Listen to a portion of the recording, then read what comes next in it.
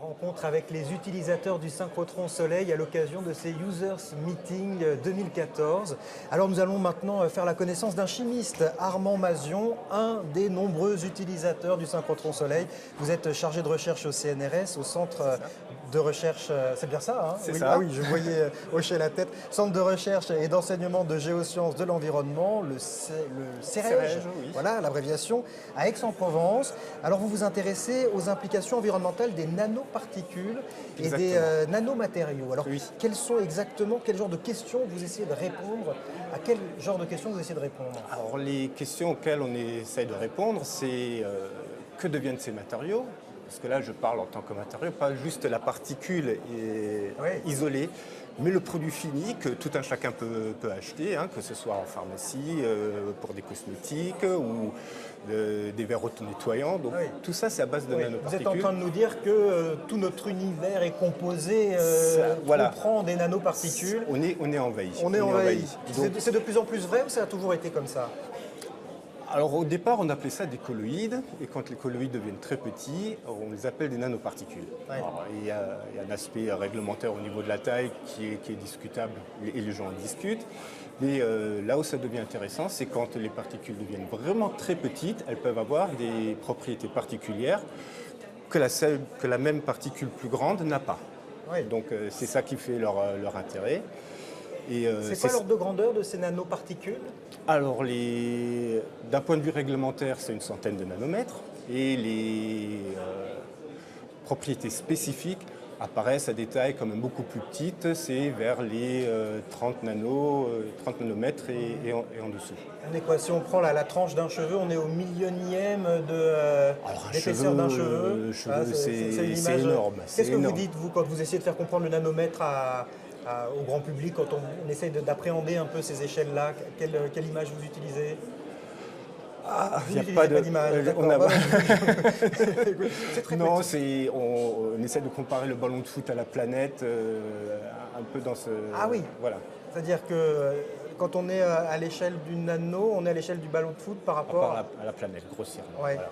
Donc ce serait le nano par rapport à quoi, ça? Le nano par rapport à une orange, le nano par rapport à...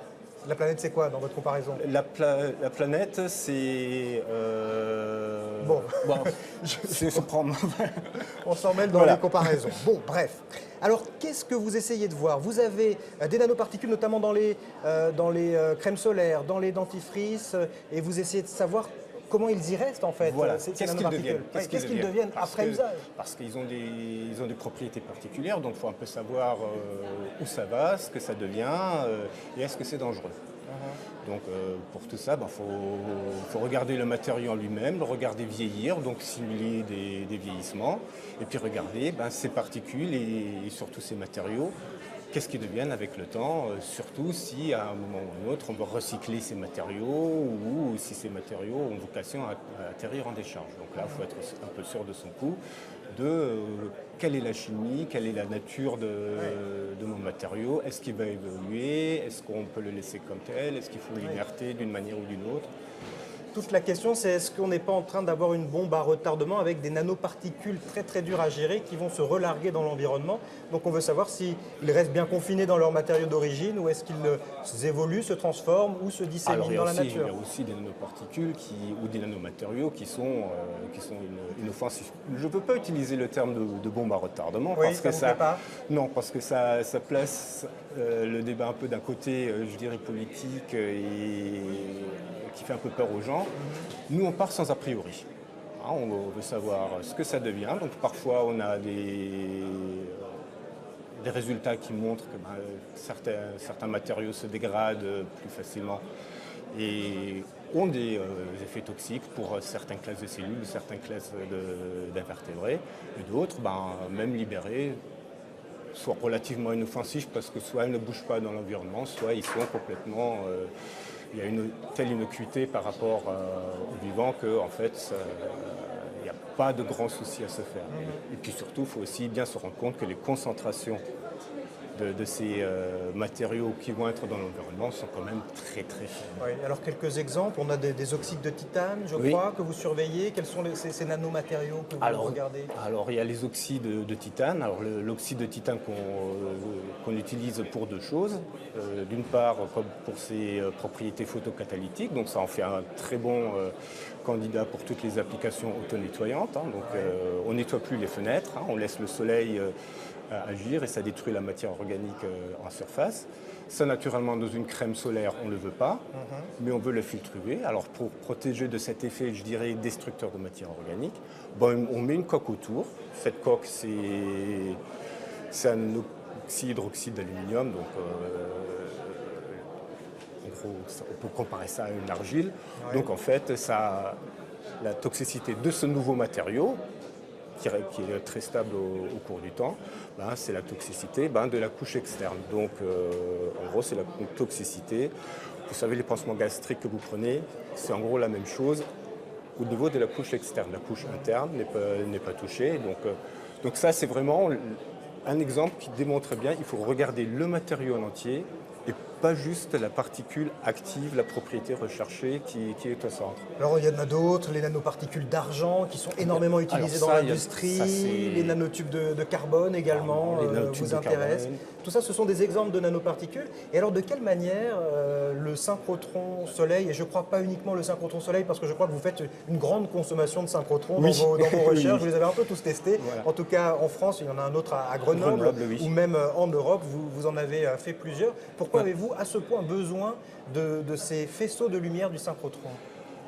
Parce que c'est, vu les concentrations auxquelles on s'adresse, je vous ai dit que les particules vont être en très faible concentration dans l'environnement. Donc c'est à ces niveaux d'exposition qu'il faut les tester.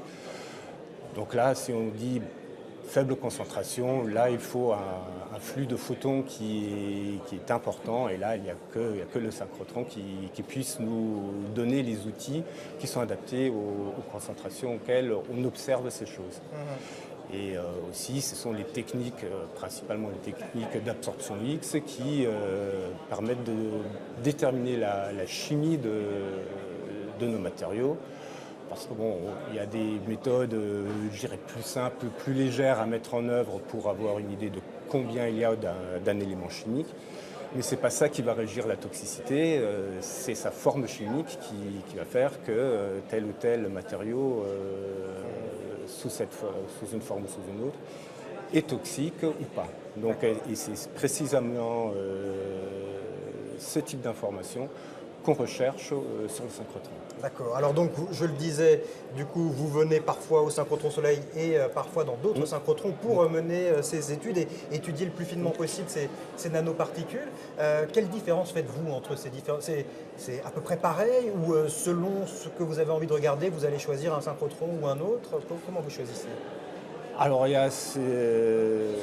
c'est en fonction des techniques, en fonction des concentrations. Oui. Voilà, donc ici à Soleil, il y a deux lignes qui nous intéressent beaucoup. Il y a la ligne Samba, donc qui est plus pour les éléments, je dirais, un peu plus lourds.